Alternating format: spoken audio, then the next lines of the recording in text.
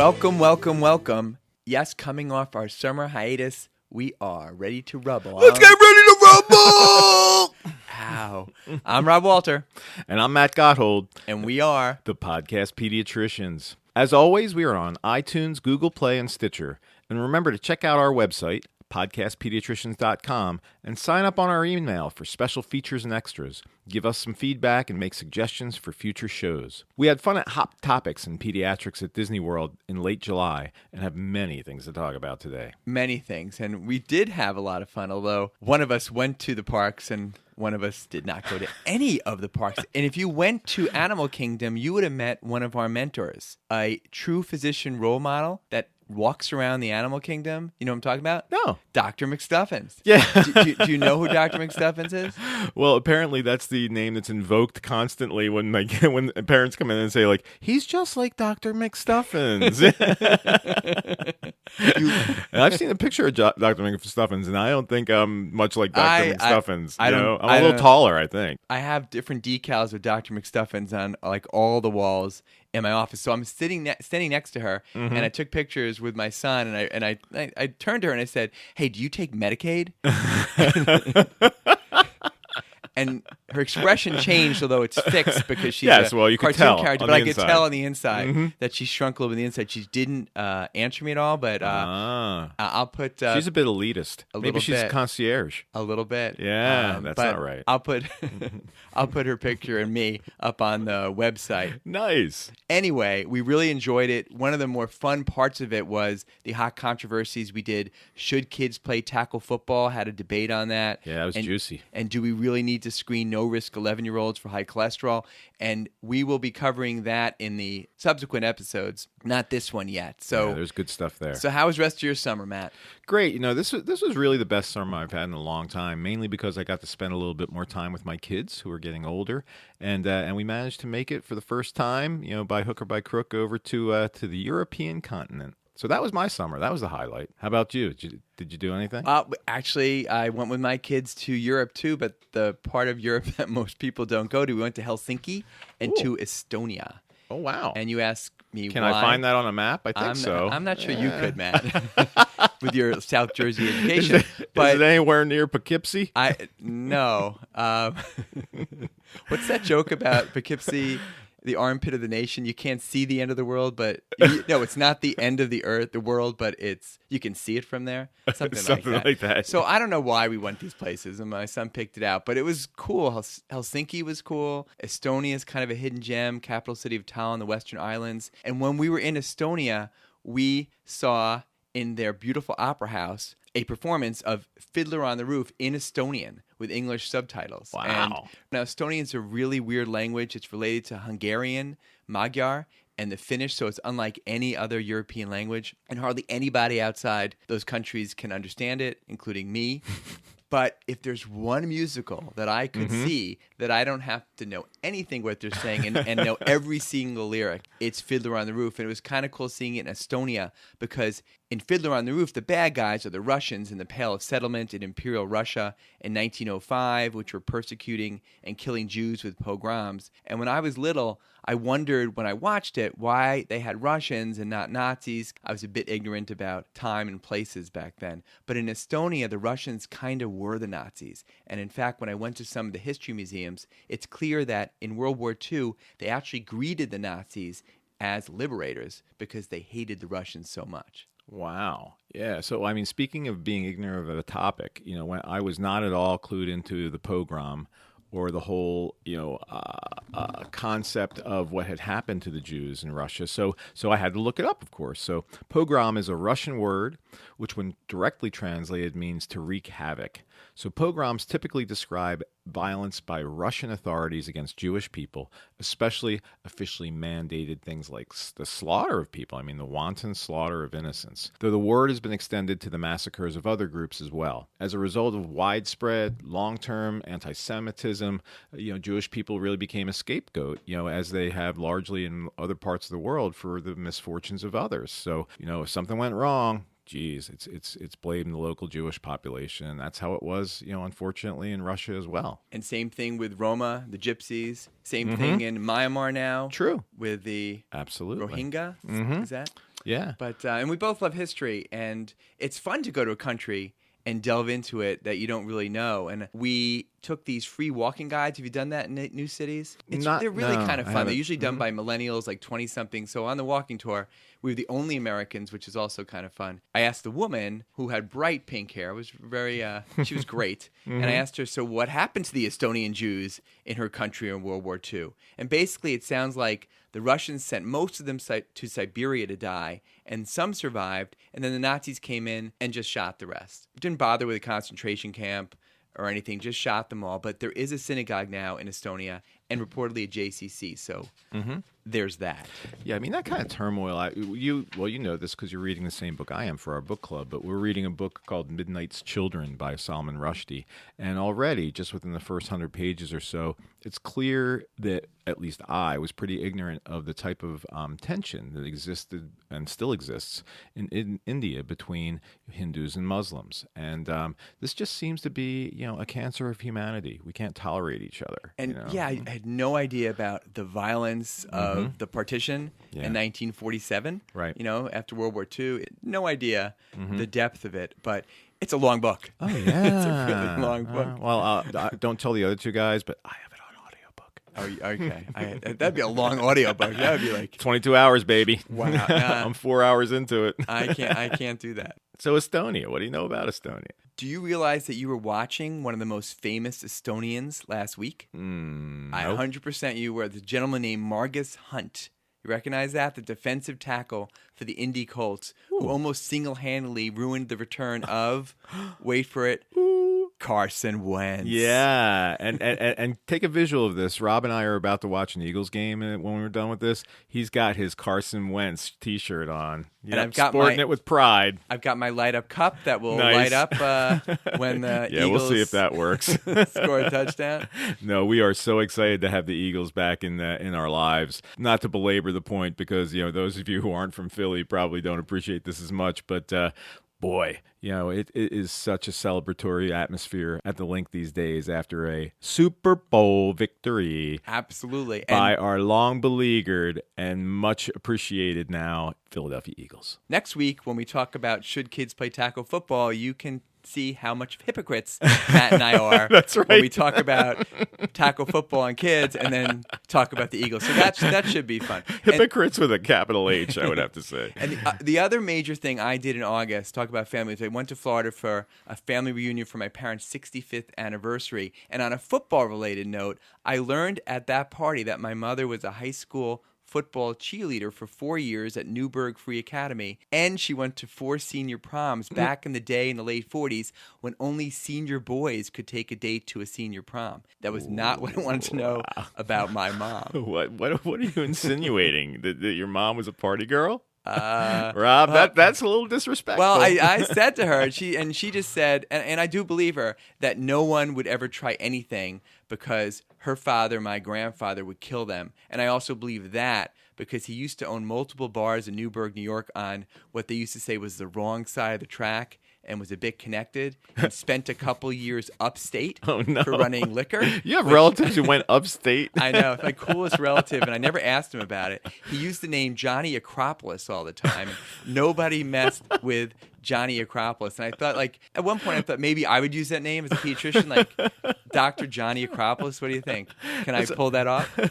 That's like me being like Dr. Matthew of St. Peter's Basilica. I mean, what's up with the Acropolis stuff? That's very interesting. I know. He owns cigar shops later on. He's an interesting guy. So, Matt, our disclaimer. So, as we like to remind our listeners, we're sharing our own personal opinions on pediatric care. Always talk to your own pediatric caregiver about your child. Pediatric caregivers should always consult expert guidelines and consider their own community standards of care.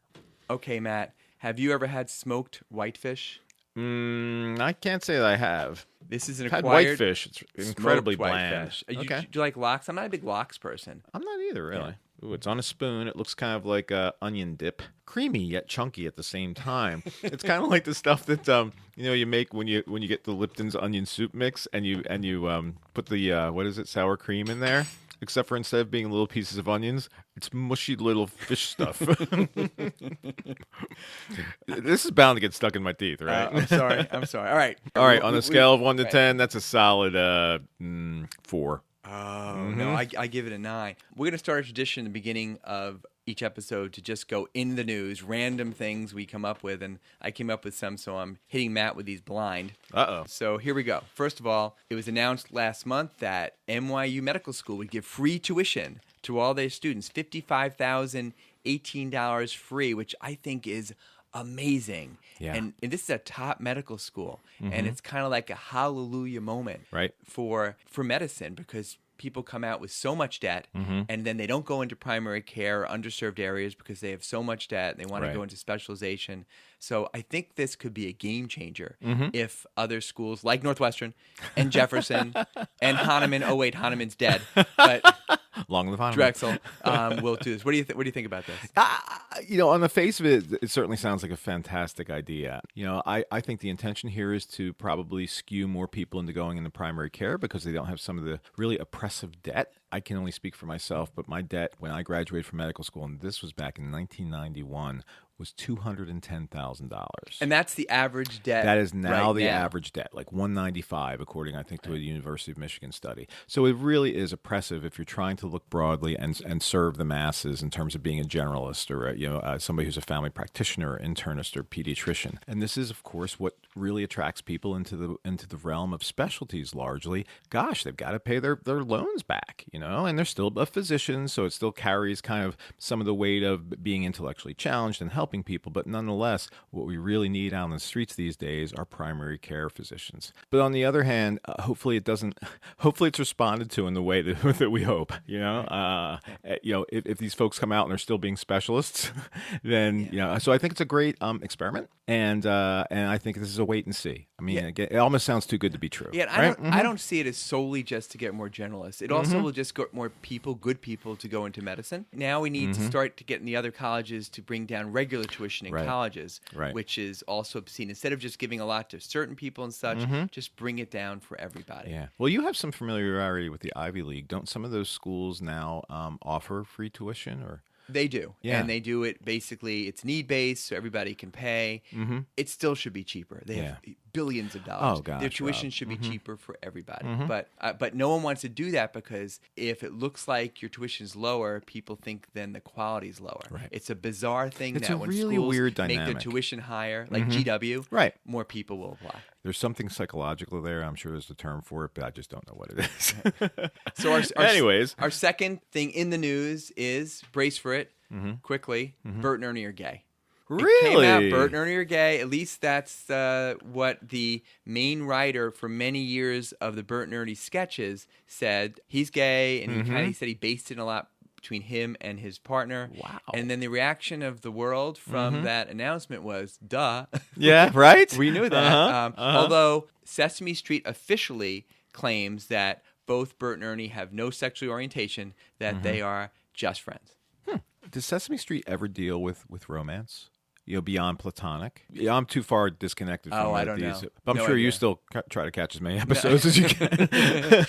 I was an electric company guy growing up. Remember? I think we talked about before. Do you remember Love of Chair? Maybe. I remember, wasn't Morgan Freeman involved with them? I don't Electric know. Company? Yeah, I think it was Morgan Freeman. I was a Zoom guy. I think that was Shawshank We're going to Redemption zoom, you're zoom, thinking of. zoom. I like that too. All right, so next thing is, and I think we both know this, that the AAP, American Academy of Pediatrics, updated their child seat guidelines that basically every child should be backwards in their seat until they totally can't fit anymore. So until 3 or 4 years of age.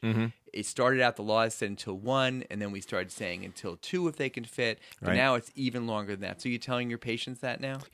Mostly they're telling me. They say, what do you think of this new guideline? And it's always been my contention, even with the last guideline, which was turn around until 2, that there are just some children who are not going to peacefully ride in the car seat facing backwards and not be able to interact with their parents. Now, there are mirrors and all that kind of stuff that some people will use, but to me, when you are flirting with safety based on a child's position in the car and their unwillingness to be in that position, then it's a little bit dicey, and I think that's more of a case to case. In general, I tell people facing backwards is the way to go.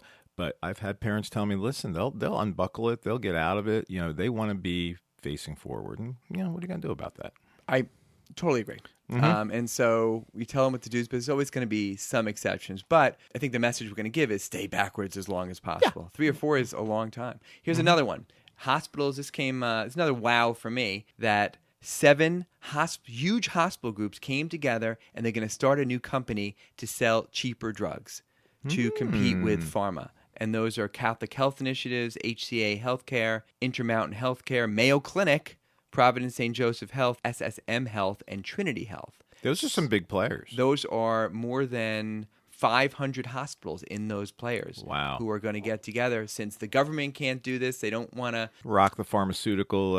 Right. There's too much money in there. They don't want to try to have, I think, even Medicare bargain on its own to get cheaper prices. So they're going to do it. I think this is great. I think it's great too. I mean, it's about time. The fact that we pay exorbitant amounts in the U.S., not us necessarily, people who perhaps are in a situation where it's not as much of a burden. Certainly, our people who are falling between the cracks are needing to pay exorbitant amount of money for medications that we're asking them to take to improve their health is ridiculous. Just one more thing on this. One of the lessons I've tried to teach my kids over the years is that when you are negotiating on any level, whether it be, the cost of something at a yard sale or whatever, or a job or anything along that lines, you should deal from a position of strength. And these hospitals are dealing from a position of strength. There's so many patient lives involved here that they actually have the juice to hopefully be able to make a meaningful impact. So last grouping of articles, one is from a few weeks ago. More teens are vaping marijuana than thought. A school-based survey, 1 in 11 middle school and high school students have smoked marijuana using electronic devices. And on top of that, a study in JAMA Pediatrics that adolescent electronic cigarette use is associated with subsequent marijuana use. Yeah, I was just listening to the radio the other day, and I happened to be in my daughter's car, and so I was flipping through her preset stations. And my daughter is, early 20s, and doesn't a commercial come on for Juul? And, of course, it lauds itself as being, this is an alternative to cigarettes so that you don't get cancer, and yada, yada, yada. And yes, indeed, there's a significant amount of nicotine in these devices so that you'll still get the same feeling, and so it was this really passive-aggressive way to promote themselves as essentially a stimulant. Right, and they're dancing because just a couple weeks ago, the FDA finally got some religion and said, hey, this is bad, this is an epidemic, and made a big splash about you have 60 days, and especially to Juul and a few other companies, to fix this, or we're going to take action and maybe take you off the market, which at first flush, I was like, great, finally you got it. I did read a little bit later that, because I was really surprised because, not to be too political, but this administration doesn't like to enforce rules, doesn't like to tell people they can't do something. Even when there's health reasons or climate reasons. Right. So I was surprised, but then I read another article say the timing was totally to get publicity before the midterms. Wow. To look like they're doing something because people respond to let's make sure that kids don't become nicotine addicts. Right. So I'm glad they did it. I'm skeptical why, but I mean this is long overdue. It's just another insidious means by a big corporation to essentially addict younger generations to something that they're going to be able to profit from over the decades. And last thing, so we talked about people in the office saying something. So this week I had a mom said, and what do you think about all the metal in cereal? And it's one of those things where in the office we kind of dance like, all right, what is she talking about? Right. What blog did she read that on? I'm kind of a news hound, so I'm pretty. Right, you are. But I actually missed this. And I left the room, like I have to leave for a second, and then I Googled it. I'm like, oh, it's a thing. So basically, there was a report in Consumer Reports last month that talked about food safety. A large amount of baby foods have cadmium, lead, and inorganic arsenic. Now, inorganic arsenic's the bad type of arsenic. 2/3 had worrisome levels of at least one of these heavy metals, and 15 had a potential health risk to child. You can go to Consumer Reports and look this up. Have you heard about this? I've not, and I'm kind of embarrassed, because we should be on the forefront of this kind of stuff because these are the things that our patients' parents are reading, and this sounds like it's not a fluff piece. No, it's Consumer Reports, and so I'm going to tell you the ones they listed: Earth's Best Organic Chicken and Brown Rice, Also, their turkey, red beans, and brown rice. And then Gerber's chicken and rice and turkey and rice. And Gerber's little meats with white turkey stew. And Gerber's carrots, pears, and blackberries. And My personal favorite. Sprout Organic Foods. And Beech Nuts Classic Sweet Potatoes. Happy Baby Organic Probiotic Baby Cereal. And Baby Mum Mum Banana Rice Rusk. And there was just as much metals in the organic products as not organic. So it's not like, oh, it's organic. Right. It's much more pure. That's not true here. Sure. We'll be right back after a quick word about our sponsors.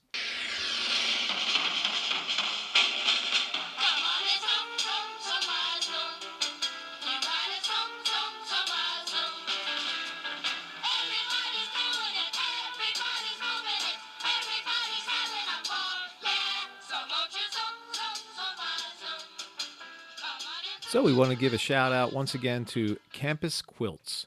Turn your old t-shirts into a quilt.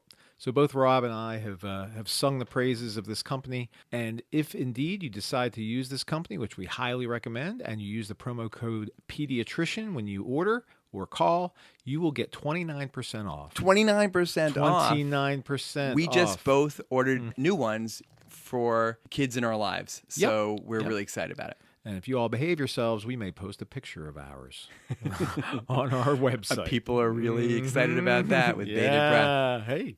All right. Anyway, once again, Campus Quilts, fantastic company, fantastic product, and we highly endorse them. CampusQuilts.com. We'll be right back.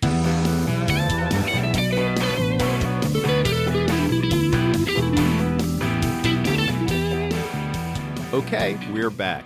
The Hot Topics Conference always includes top 5 papers of the year, which may not be the best papers of the year, but they're papers that have things that speak to a few of the moderators. Please remember, as we cover what the speakers said, that any mistakes made in presenting information on these talks are our mistakes and not the mistakes of the speakers. They were all fantastic. I mean, well, except for maybe Rob, who presented a paper. Yeah, I sucked. All right, so first paper, Dr. Jeff Tanishevsky covered a really neat article from Pediatrics by Thompson et al. In October 2017 on breastfeeding. And as much of us know, the AAP recommends exclusive breastfeeding for the first 6 months of life, and breastfeeding should continue until a baby is at least 12 months of age. Now, currently, 82% of moms start breastfeeding at birth, but only 55% are still breastfeeding by the time the baby is 6 months old. And often moms get discouraged if they can't get to at least that 6-month mark with exclusive breastfeeding. Although, as we said before, their worth as a mother isn't based on whether they breastfeed or not. But this study showed that any breastfeeding, exclusive or inclusive, even if you also mixed it with formula sometimes, was protective against SIDS, infant death syndrome, even done for only 2 months. Any breastfeeding reduced the risk of SIDS by 50%, even if done by 2 months. So it's a nice study to quote, especially for working moms in our practices.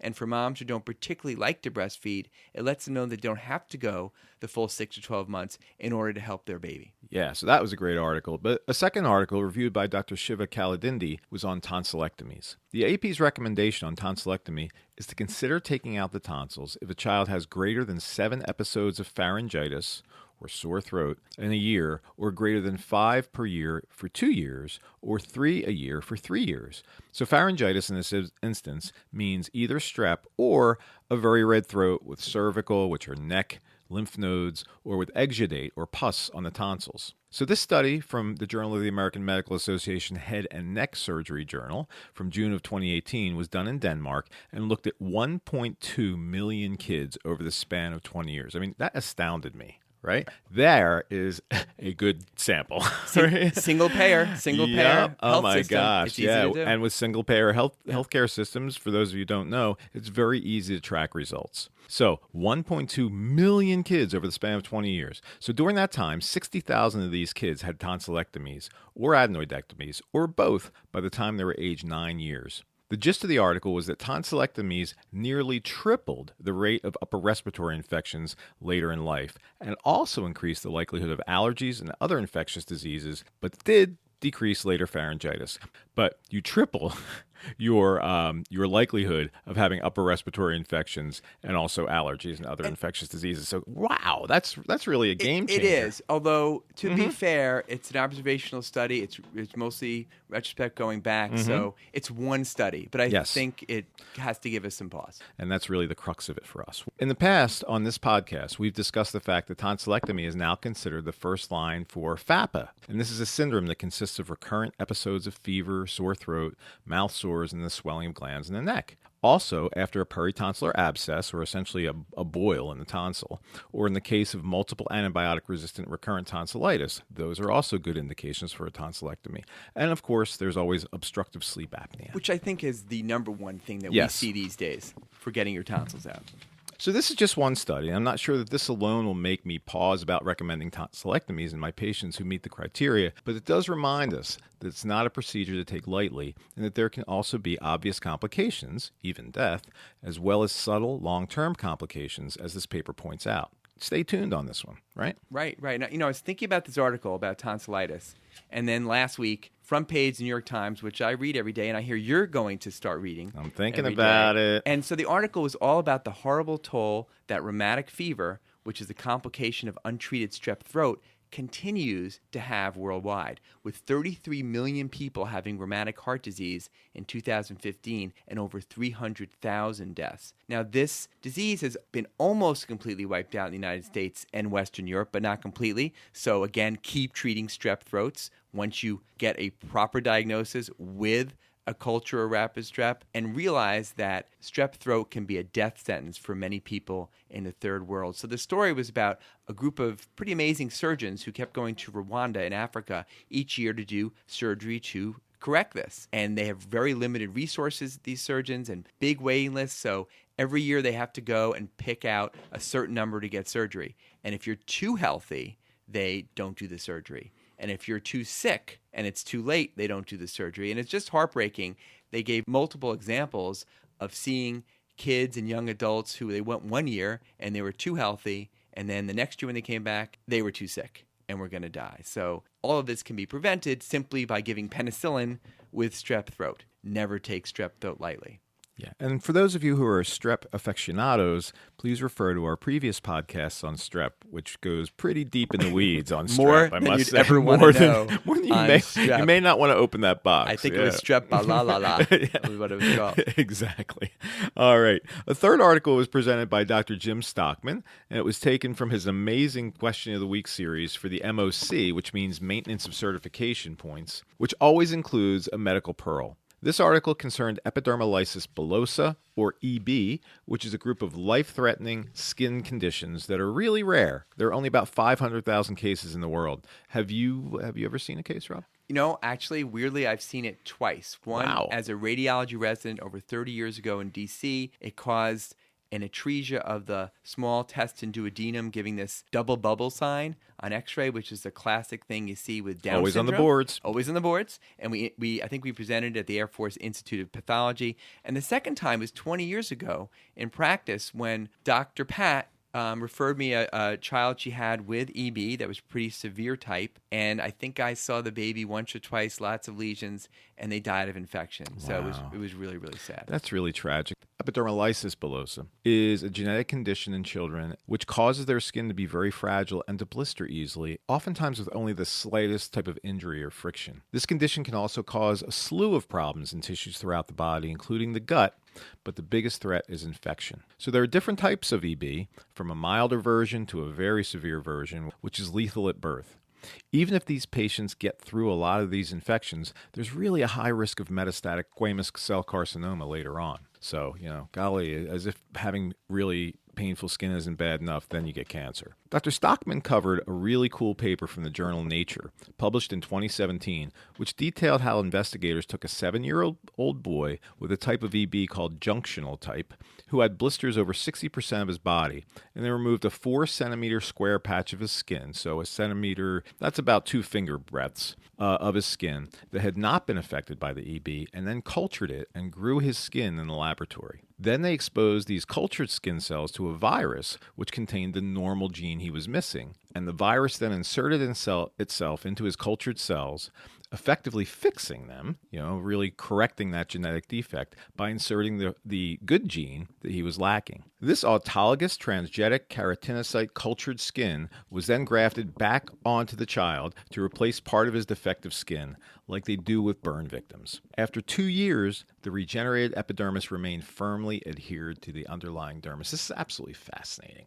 I know. So cool. I know. So the authors of this paper proposed that a bank of autologous modified epidermal stem cells be established for every patient diagnosed with a serious form of EB, and then it would be there in the future to treat skin lesions as they developed. Therefore, the goal would be to prevent infections and other complications and not just to repair damaged skin. So, with all the inherent fears about genetic engineering, here is a marvelous example of how it could revolutionize medicine. So in Dr. Stockman's additional medical pearl, he discussed new transition photochromic contact lenses will darken within the eye on their own. So contact lens wearers won't have to worry about having sunglasses for bright sun. So this product was just approved as of April of 2018. Currently, over 40 million Americans wear contact lenses. So a person's contact lenses could essentially become built-in sunglasses automatically. Crazy, right? It is. Do you wear glasses or sunglasses or anything? I don't wear any glasses, and I think I probably should. I'm getting close. I went to the Phillies game a couple of days ago.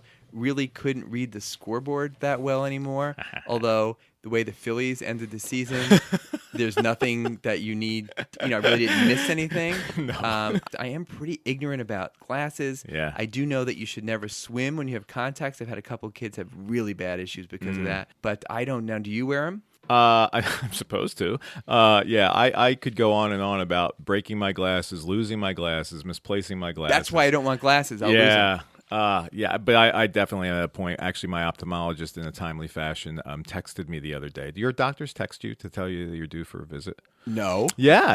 It's actually it's pretty nice. Yeah. And then he texted me the next day, just to reiterate it, which some people would find annoying, but for my forgetfulness, it was really helpful. But no, I've lost glasses in a variety of ways. I've dropped them into lakes as I was looking at the fish under a dock. My most infamous one, I think, was when did I tell you my cell phone story where I killed my iPhone when I was jumping into quote unquote save my daughter's friend when we were at a swimming hole in Vermont. Oh yeah, I had the coolest sunglasses, and I swore I would never pay for another pair. They were the one of those fancy dark, right, kind of 1950s look thing, and of course they ended up in a creek somewhere, I'm sure, in Vermont. So my rule has always been never pay more than $10 for sunglasses. That's pretty good rule. I'm going to lose a sunglass. Yeah. I've broken that a couple times. Pretty much that's the rule. Yeah. Well, regardless of how much you spend, you looking cool would always be a bit of a struggle. And not in my Carson Wentz shirt. Not in your cart. No, that's the I'm only. always cool. The darn tootin'. Yeah. So Dr. Stockman did do one other article, which was actually about medical marijuana. That was great, but we're going to save that for an upcoming episode when we cover the third day of the meeting, which included a great talk on medical marijuana. The last article was by yours truly on a new technology called BillyCam, which can be used with a smartphone and a cheap cardboard color calibration card to estimate the need for phototherapy in jaundiced babies. Basically, it performs just as well as a transcutaneous bilirubin sensor that's used in the hospital. Now, the study was published in late 2017 in Pediatrics, and it looked at this BillyCam as a screening device to tell us when to get a serum bilirubin, which is the gold standard, and again, help to decide whether we need to do that phototherapy. I started out with a vignette about a 4-day-old baby coming to the office with a winter storm brewing, and you unwrap the baby, everyone's happy and laughing, and all of a sudden you notice the baby's really yellow. Now, I made up the vignette, but that's happened. That's happened to all of us. Gosh, time and time again. Late in the day, weather's bad, and Friday all of a sudden, afternoon. Right, Friday afternoon, this kid's really yellow. In the vignette, I made the baby Asian on purpose because Asian babies have a higher risk of getting jaundice quicker, and it's well known sometimes they can be missed. In fact, my partner, we both know Dr. J, would always quote saying, "Never trust a yellow Asian baby," which sounds kind of racist, but it's all about that we've all been burned. Well, and Dr. J is Chinese. And he's Chinese. I should have started out, he's Chinese, so he can get away with it maybe, or it sounds better coming from him than me. Yeah. But I've been in that situation where I think, this baby's yellow. Maybe Right. it'll be in the mid to high teens, which is an area depending on their age that usually you can treat at home or watch. Right. And then it comes back in the 23, Yeah. which basically It's needs very to tricky. be admitted. Very tricky. I do hate jaundice. I don't like bilirubin. I've always not liked it in practice. And I had this little icterometer back in the day, this little plastic thing with different colors, yellow, you're supposed to put on your skin. You're such a techie. Well, I spent like $50 on this. And On this this was little like plastic 20 years ruler. ago. And it was totally worthless. And again, when we're not sure, then we have to send the kid out into the elements to get a serum bilirubin in the hospital, which is not a pleasant experience to take your 4-day-old, not to mention the risks of infection going to a hospital. In the hospital, we do have those transcutaneous ones I mentioned. Now, do you have one of those in your office, Matt? Oh, no. It's a lot of money. It's crazy money. It's I don't crazy even know how money. much it is, but last time we looked it up, we said, oh, no. Not just buying it, but each little sensor is a lot. So Absolutely. it's way too expensive. I think this BillyCam could be a game changer. And the bottom line of the study, the BillyCam worked just as well as transcutaneous bilirubin devices. If and when it gets released for clinical use, I really think it will revolutionize the treatment of hyperbilirubinemia in our offices and save lots of blood tests and adverse outcomes. It does require an internet connection, but still could be a big game changer also in low-income areas, especially in developing countries where kernicterus, which is the damage to the brain from high bilirubin, ranks 5th in mortality in newborns with over 75,000 deaths and another 100,000 newborns a year living with severe brain damage from the effects of high bilirubin. That's mind-boggling. Just another instance of something that is so easily preventable, but that people just don't have access to. The big next question that I had, and I think the audience has, was, okay, when can we use this? And I reached out to the authors from Washington State, and actually the company making it was bought out by a huge tech company that we're not allowed to mention, but you use it every day, Matt, and it has to go through a regulatory process before we can start using it in our office. And then at the end of this talk, I couldn't resist mentioning our journey into the disappearing Billy blankets in Delaware and the article that Matt and I were part of about this in our local newspaper and our frustration about not being able to get phototherapy blankets. And I'm happy to say that this seems to have worked, or at least getting a Billy blanket is much easier now with new vendors, and the insurance companies seem to be responsive and paying for it. Have you guys had any Yeah, a success couple of my with this? partners needed one on the weekends, and they both got them, and they were Awesome. shocked. Fantastic. So it may not have been anything to do with us, but let's take credit, okay? And let's give some... We're always up for taking credit for things we have nothing to do with. Let's give a salute to the power of the press here. It's Darn not tootin'. fake news. Yeah, not fake news. We We'll don't be do right- that here. We'll be right back.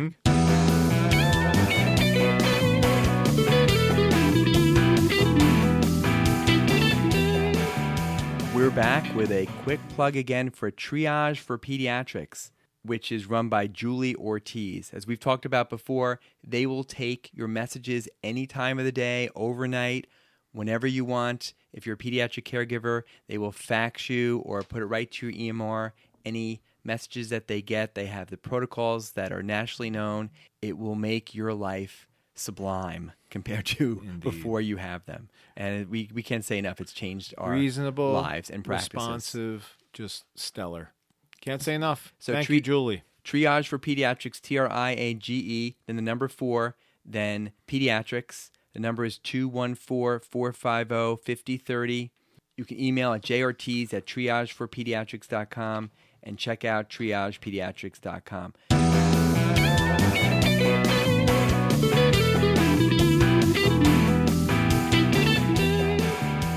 So next we're going to talk about one of the regular talks that was entitled Standing Up to POTS, P-O-T-S. And this was given by Dr. Mark DiSabella, a neurologist at DC Children's, who spoke on migraines at last year's conference. Dr. DiSabella, correct me if I'm wrong, Rob, but he heads up the headache clinic at DC Children's. He does. Awesome. And he was a fabulous speaker. I use his pearls all the time. Yep, as do I now. 10 to 12 ounces of Gatorade at the onset of a migraine. You it betcha. works. It really works. Excellent. So we'll get to that in a second. But so POTS, P-O-T-S, or postural orthostatic tachycardia syndrome, are a set of symptoms with a variety of causes that can profoundly impact the quality of life of teenagers and young adults. The goal of treatment is to improve as many of the symptoms as possible with the least number of side effects. Dr. DiSabella really felt strongly that the best approach is a rehab-type approach that's non-pharmacological. So this is a complicated disease, but really medications are only reserved for the very extreme cases here because they're really just not effective. The main symptoms are orthostatic intolerance for over a month, such as lightheadedness and palpitations with standing up, as well as tremulousness, generalized weakness, blurry vision, exercise intolerance, and fatigue.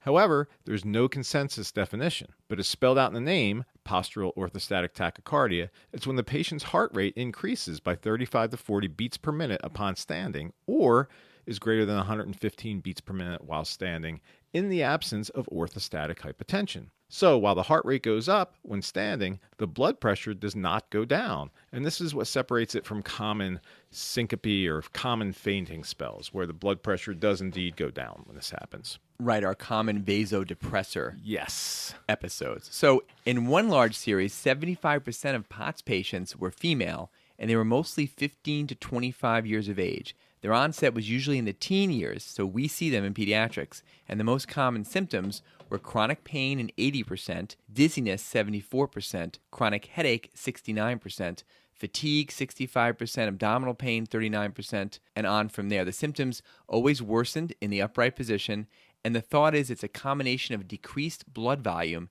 and increased adrenergic stimulation, kind of like too much adrenaline when standing. And there's a sort of autonomic neuropathy with damage to the nerves, especially affecting the nerves in the veins in the legs and the intestine. So the blood pools there in the legs and intestines instead of being pushed back to the heart and brain. That's why many of these patients can get this bluish mottled look in their lower legs, along with brain and GI symptoms. There's also an element of deconditioning in these patients with poor exercise tolerance.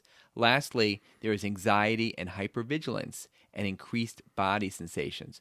But his main point was try to minimize the workup of suspected POTS. Get a good history and physical, perhaps get an EKG, perhaps a screening blood count, metabolic panel, some thyroid tests, and that's it. And that tilt tests have a pretty poor sensitivity and specificity and may perhaps only be helpful in select cases in a specialty setting, but routinely tilt tests are not indicated. Now, Matt, do you order tilt tests in your office? Nope. Never do. No. How about 20 years ago when I first started practice? It was the vogue. Now, I didn't necessarily order them that much, but Right. I made sure they got them when they went to specialists and people having fainting spells, they were feeling tired. Right. A lot of tilt tests. I never order them anymore. And I don't often see cardiologists order them anymore. Every once in a while, when they feel like they're heading toward the end of their treatment options or diagnostic options, they'll say, "Oh, and maybe we'll consider getting a tilt test." But I honestly haven't seen one ordered in years. So Dr. DiSabella was kind enough to outline the specifics of how to screen for POTS on the exam. And here they are. So number 1, get a baseline heart rate after the teen is lying down for at least 10 minutes. Then have them stand calmly in place for 10 minutes and get a heart rate and blood pressure every 2 minutes or continuously if you have a Dynamap. At the same time, encourage them to report symptoms throughout the entire time. If they feel like they're going to faint when they're standing, you can modify this screening part to have them sitting instead of standing. Have you done this at all in your office, man? I really have not done this whole protocol. It's labor intensive, time intensive. I usually leave it to the specialists. I do try to get what we call orthostatics. Yeah, I was going to ask if you got blood those. pressure standing and laying down, and the pulses. What type of separation in time do you use between your lying, sitting, standing on your orthostatics?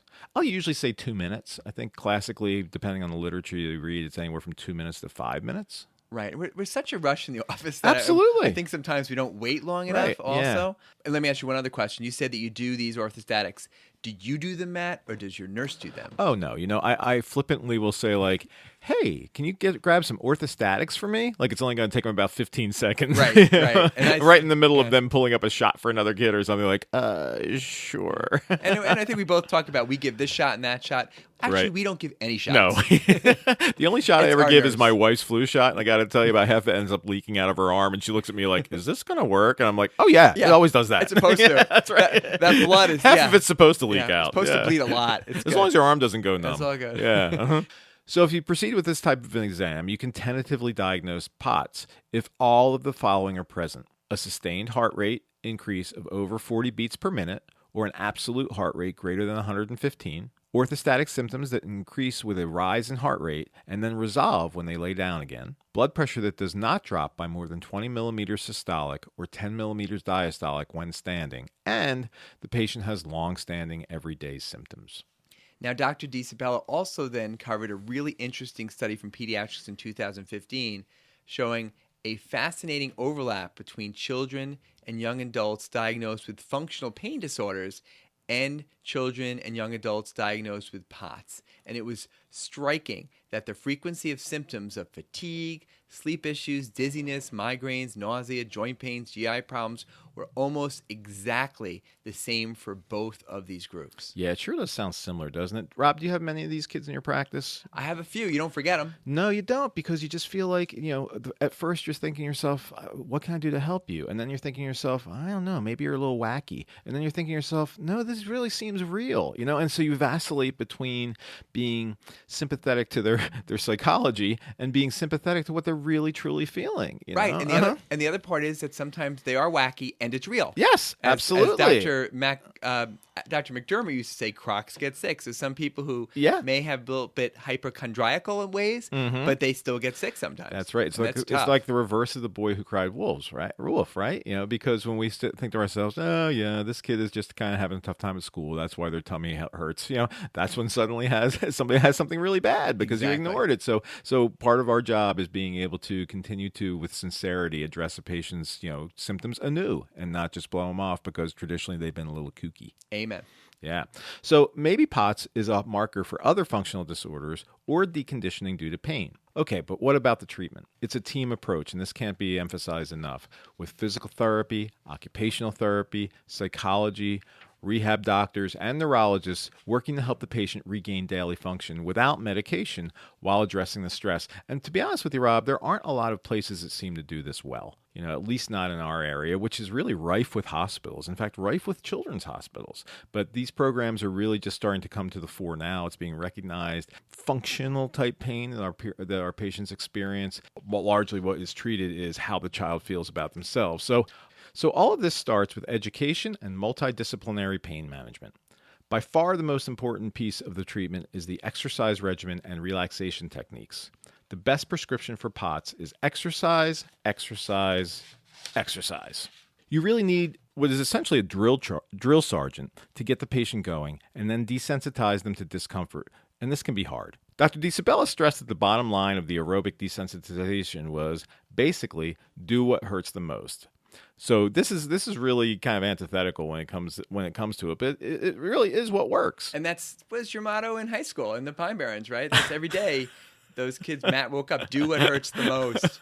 Do what hurts the most. I love that. What would have really hurt the most would be living in Long Island or being a Jets fan. That really would have done great damage to my Okay, not going to agree with Long Island, but I do agree being a Jets fan is painful. And did they mention the Levine protocol?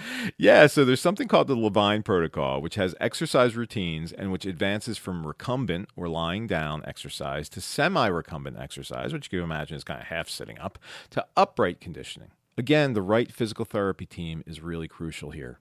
Another aspect of treatment involves increasing water and salt supplementation.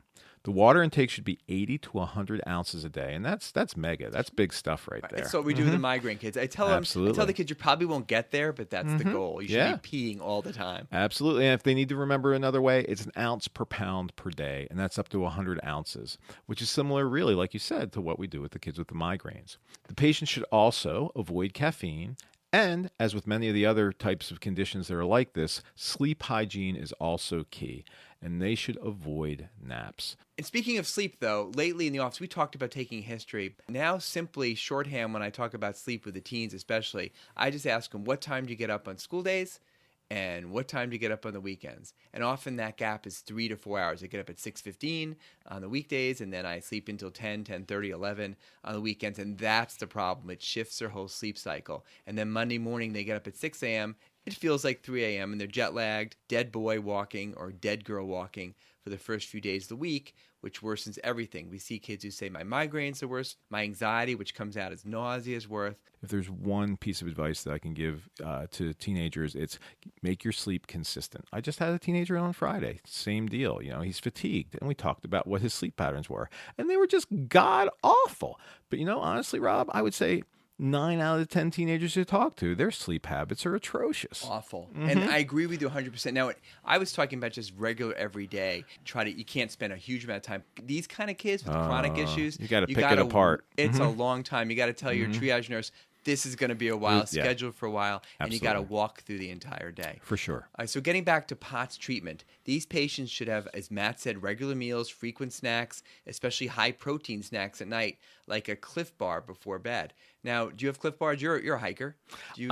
You know what? I just started getting back into Cliff Bars because I considered them to be kind of candified, and I wanted to stay away from them. But I have found that, when you really read the wrapper on Cliff Bars, there's 9 grams of protein in every Cliff Bar. That is a nice protein punch. And if I'm running late and I don't have my usual 4 egg whites in the morning like I like to have, I'll grab a Cliff Bar and a handful of almonds, and it's off to the races. And it still really is a very impactful kind of snack. I remember a while ago I grabbed a lot of Luna bars, and I was eating Luna bars, and then someone says, those are only for girls. And you let that sway you, did it? I don't know. I don't know if that's true. It's funny. Here we are, 55-year-old dudes, and we still take that kind of. No. Well, I'm not a girl. I don't see estrogen in the list of ingredients for the Luna bar, but I bought the blue one. So we talked about Gatorade for onset of headaches, but he often will just have these kids drink cold Gatorade every morning when they wake up, again, like they do with acute migraine. And he also suggests, again, avoiding coffee and especially avoiding sugar substitutes. So what do you think about sugar substitutes, Matt? I know we talked about the fact that there's too much added sugar in our diets. Right. But I personally think it's better to have real sugar than to be pumping all these sugar substitutes. What do you think? Well, I'm not a big fan. So, yeah, we all eat too much sugar, or at least as a society, we eat too much sugar. But I'm not sure that substituting in something that's been, mass-produced in some lab is the answer to things. I completely agree. How about a little discipline? Which we all could use more of. All right, so cognitive behavioral therapy is also a huge part of POTS treatment, and this should be started right away. And Dr. DiSabella's opinion is to really, really try to avoid homeschooling these kids at all costs. These kids should really never miss school because of pain or dizziness. Of course, he's not talking about the kids who are already homeschooled in the first place, which is a completely different group of kids. Right. I'm not going to tell those parents you need to start school. No. Hey, listen. Whatever one thinks about homeschooling, I think that in the proper situation, it's the proper thing. But for kids who actually are avoiding school, right, because of these symptoms, that's not a good thing. Right. So, and a big part of therapy is focused on the parents in order to change their behavior in terms of how they respond to their child's discomfort. With these kids, it's recommended that the parent should never ask their child about their pain or their dizziness.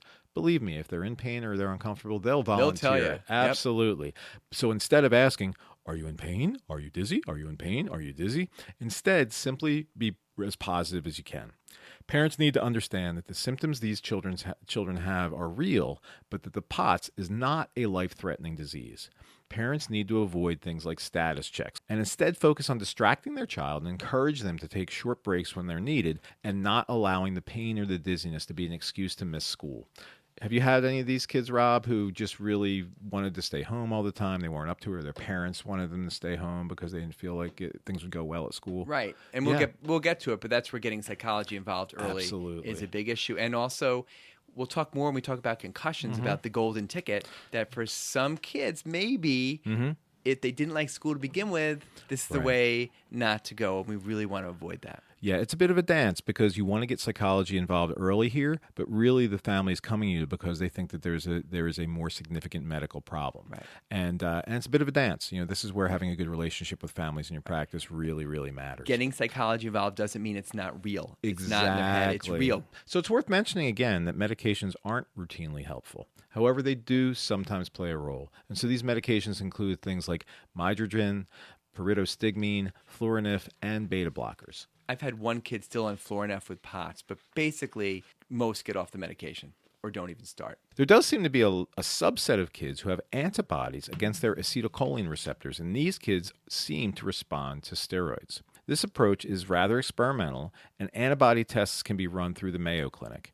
This is just something to keep in mind, and hopefully more research on this will be forthcoming. I got to tell you, I'm not sure I quite understand this. I mean, what is it, myasthenia gravis, where you have antibodies? That's one of the conditions. So it's just, I just thought that was kind of a cool note. There's more we probably don't understand about the conditions than we do understand. So maybe this is the beginning of that's true to form in medicine, though, right? What's going on? Yep. Yeah, I think there's still so much that we don't understand. But anyway, okay, so what are the long-term outcomes?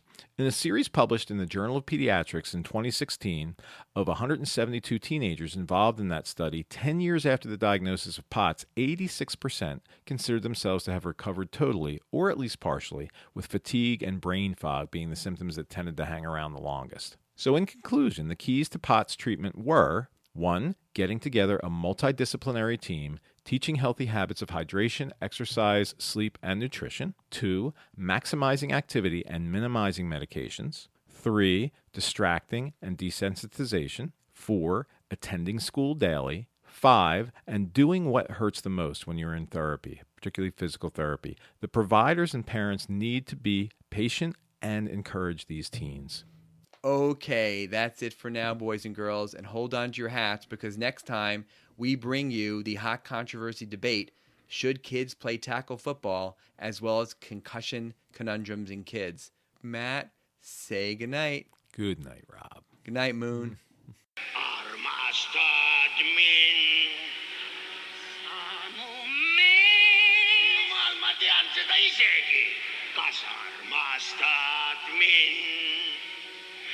Armastan sind. Ja. On olnud mu sängis sinu säng. Üks meil leib, üks meil näib. Üks on meil olnud. Ehk armastus on see. Armastad siis või? Tuleb välja nii. Ja armastan ka mina sind.